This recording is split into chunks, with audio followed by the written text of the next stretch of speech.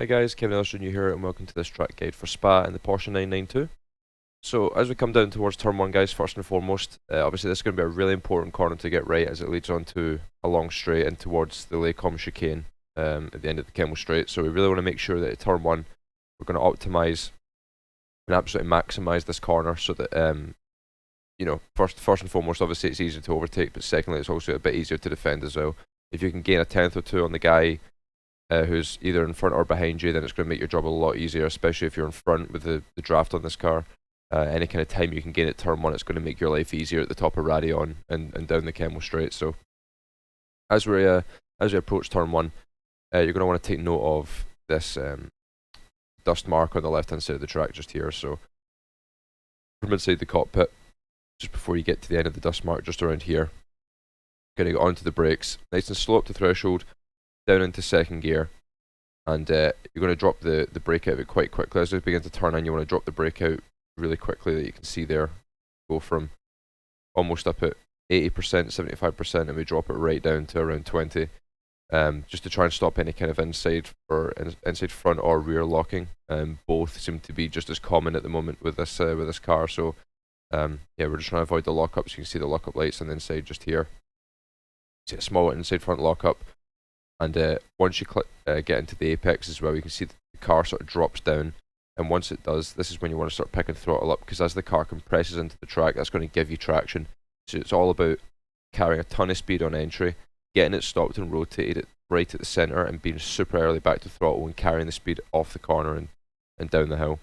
You can see just how aggressive we are back to power here. As soon as the car drops into the track, right up to 80% throttle, and then as we unwind and come up over the sort of crest, you can see the rear sort of kicking out there as we come up over the crest on the exit, and then track it right out. As long as you've got your two right hand side tyres on the inside of this drainage strip here as well, you should be able to avoid the off track. As we come down the hill, obviously this is where you'll start gaining on the car ahead, or the guy behind will start gaining on you obviously. Eau Rouge Radion, however, is near enough flat. You can see we cut a lot off the left and really open up the right hander. You can see we're going to keep it pinned here, up over the top of the hill and up over the left. It should be a little bit hard on lap 1, but from lap 2 onwards it should be pretty straightforward. Just make sure that you cut a lot off the left so that you are opening up the right hander for yourself. It should be a pretty easy flap. In towards Lacombe then, we're going to use these marks on the track here. There's a pretty vague little sort of tyre mark just here. You can see just from the way the shade is hitting it, or the light's hitting it. So you want to brake just at the start of this tyre mark right here. This is what I'm looking at for when I'm braking. So you can see the nose of the car is almost there, and we're beginning just to get onto the brakes. You'll also notice that we're not fully up against the white line on the left hand side here. We've got like a couple tyre widths. That's because we're going to drive it sort of in and diagonally onto the curb on the outside to open up the corner. So as we come in, obviously we're in 6th gear, we're going to be down into 3rd. You can see as we brake, we're aiming onto the outside here. This will give you just a little bit more space on entry to obviously open the corner up and carry a bit more speed in here. So you can see we're down into 3rd, aiming to clip just the start of this curb on the inside here, and you can see we're already bringing the throttle in here. So you do want to be really early back to throttle to get the car up over the curb and rotated, and then ready for the next left as well. So here you want to be right up on the top of the curb on this flat stuff right here, as close to the grass as you can possibly get. Then as the car drops off the curb, a little dab of brake just to get the weight over the front tyres, give you some front end, and get it right over the curb on the left as well, and keep it as tight to the curb on the left on exit as you can. You don't want to be drifting away out here. You want to try and keep it nice and central. You can see this seam that runs right down the middle of the track. Right here, we're keeping the car fully to the left of it the whole way. You can see the tyres go over the seam there, and then we bring it right back across so that we're turning in from the far left of the curb here. Now just be aware, you can see that this bit of curb here, it actually drops away. So if you drop the left rear off this, you probably will find yourself spinning. So just be aware of that. You do want to make sure that you don't drop the left hand side tyres off this curb just here, as that obviously will cause you to spin. Small lift on entry, and into here you'll also see that I'm in 3rd gear the full time. You can see just there. So as we bring it in, get over the start of these tyre marks just here, so I'm going to lift just to give us a little bit of front end. Still in 3rd, and then pick the throttle up, just brush the curb on the inside. You just want to kiss it, you don't want to get all up over the top of it, and then shift up into 4th on the exit. Obviously make sure to get back on before the grass there, no off track again. As long as you've got your right hand side tyres on the curb, you won't get off track. So then down the hill, pretty tough corner this one. Brake markers as well are quite tough. As we come in, there's a really small mark just here on the left hand side of the track that I'm kind of looking for. It's just before the start of the curb on the inside, on the outside, sorry. So as I come down the hill, I'm onto the brakes and I want to make sure I'm at threshold by the start of the curb. So you can see just here, front of the car's at the curb there. If you watch the brake input, it really doesn't change. You can see we're at threshold by that point. As we bring it in, obviously going to be a lot of inside front locking down here, inside rear locking as well. You can see there the lockup lights are just sort of flickering. So you actually do want to bring it into the corner pretty early and double apex this as best as you can. So you can see we're going to start dropping some brake out of it just to try and stop the inside front, the inside tires from locking, kissing the first apex in second gear, drifting away from the curb mid corner. See we're out here. We pick the throttle up around about the midway point of the corner and then we bring it back and kiss the second apex just here. On the exit, I'm just trying to modulate the throttle so that I carry as much speed out the corner, but I don't want to be all out over this curb on the left hand side because we do need to get the car back over to the right and over this curb on the outside for it to open up a no name corner. Once we come into no name corner as well, you'll notice that there's a few tire marks just up here on the curb. Once you bring it in, I'm braking just at the start of them. You can see that mark on the curb just there, and we're very gradually getting onto the brakes just here. It's not a whole lot of brake for no name corner either. They're pretty straightforward. Third gear, no gear changes really needed. But through here, it's just about carrying as much mid corner speed as possible. It's really easy to underdrive this corner and just throw away a few hundreds to a tenth really easily. You can see how little brake we've got on, and then just before we get to the inside curb, we're on the power. Now, ideally, I don't really want to be all up over the inside of this curb because I feel like it upsets the car quite a bit.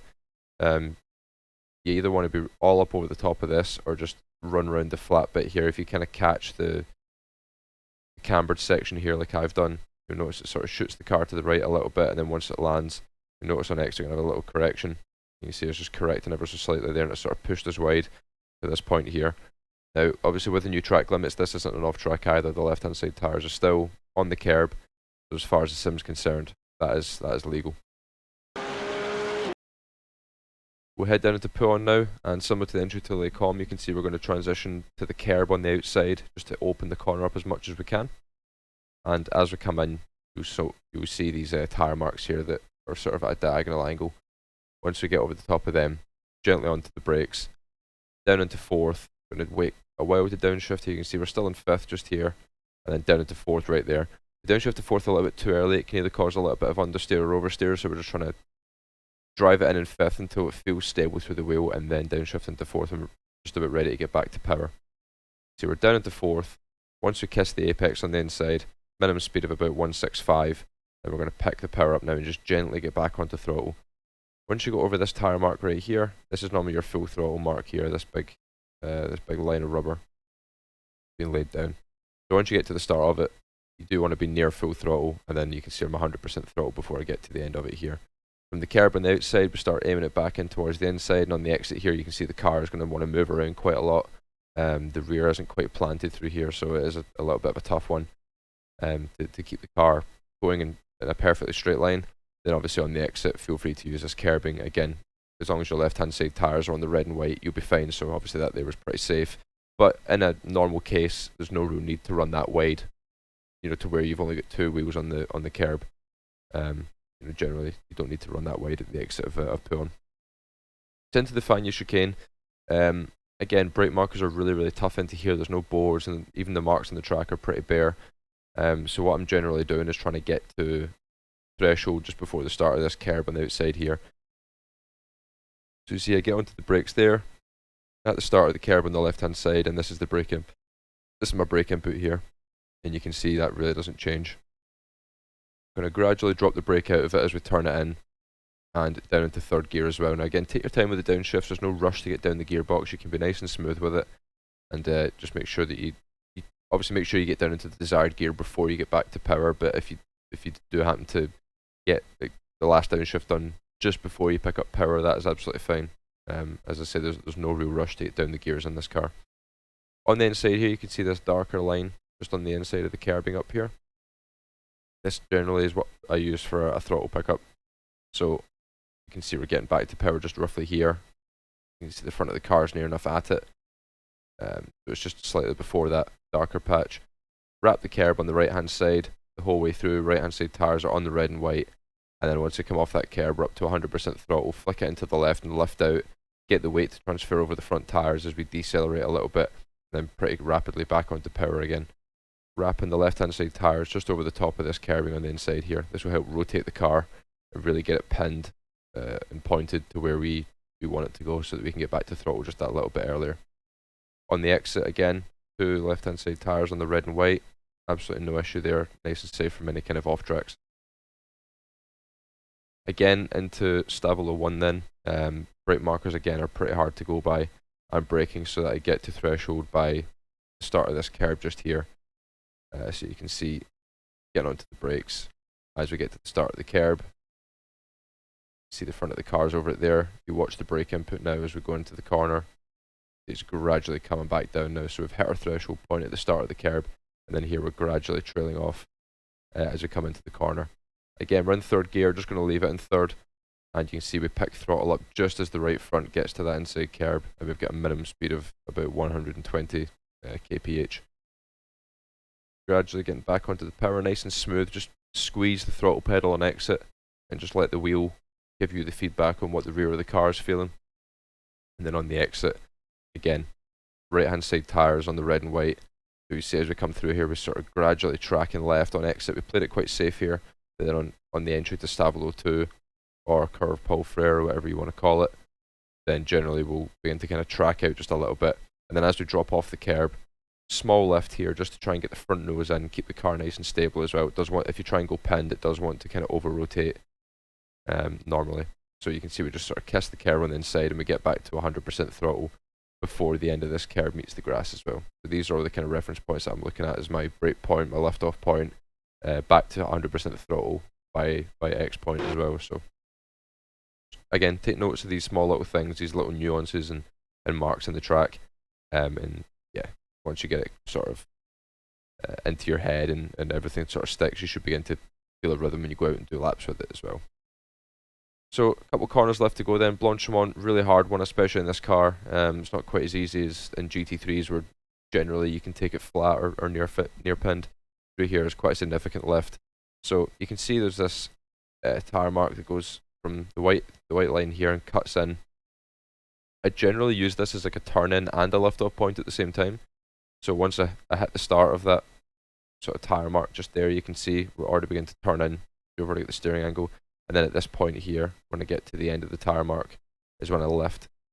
So at the start of the tyre mark, just begin to turn in, end of the tyre mark, begin to lift off. See the speed decelerates a little bit, so that obviously means that the weight is transferred forward. So we've got a little bit more weight over that right front. It's going to dig into the track, and then when we get back to power again, it's going to put the weight into the right rear, and that's going to get us to rotate as well. It's going to give us some stability and exit. So you can see here we lift right out, down to about 30-40%. And then back to 100% as we kiss the apex.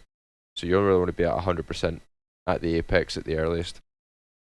Obviously on the exit, make sure you get your left inside tyres in the red and white, but get on before this blue stuff. You can see here, this isn't an off track, this is just about inbounds, but it is close for what the sim allows. Then finally into the last chicane, really tough. Obviously you're coming from 254 k's down to like 80 or 70. It's a really slow corner. So as we approach the final chicane, you can see these dust marks just on the left hand side, similar to turn 1. I like to use these as a brake marker, or alternatively you can brake on or you can start to brake on the white line just here, but I'm obviously making sure that I get to threshold nice and early in the braking zone. Hold that for as long as possible. You can see we're tracking out to the left as well. We're tracking out, so we have our left hand side tyres on this kerbing on the outside, so we can turn in and really open the chicane up. Down into second, turn it in, and you can see we're down to about 76 k's here. So you're decelerating a good 180 kph here. It's a really important braking zone. And as we trail off the brakes, we're going to see quite an aggressive drop of brake pressure as I turn it in here just to try and not lock any inside tyres. See quite an aggressive drop there, so we've obviously lost a fair bit of weight over the front tyres. And then right as the car compresses into the kerb here, you can see we bring the throttle in quite aggressively. Little kick round off the kerb, a little bit of rotation, see we get a little bit loose just here. You see the car sort of stepping out on us, But at this point we turn into the left and we get some good grip off the right rear. And again, you can see we have a little dab of brake as well, just in the middle of the corner, just to take the weight over the front tyres, scrub a little bit of speed off so we can get through the left. And then again, right as you get to the apex curb there, 180 degrees of lock, start to feed the throttle in, just squeeze the power on the exit as you unwind the lock nice and gently. Don't have any big moments. Couple little corrections on the exit just to keep it inside the track limits, which again is left hand side tyres on the red and white, just on the inside of this drainage strip. And then with that you have a run to the line. So again, hopefully this has been useful to you guys. Questions as always, Apex Racing Academy Discord. But with that guys, best luck on your races this week, and we'll see you next week for another track guide.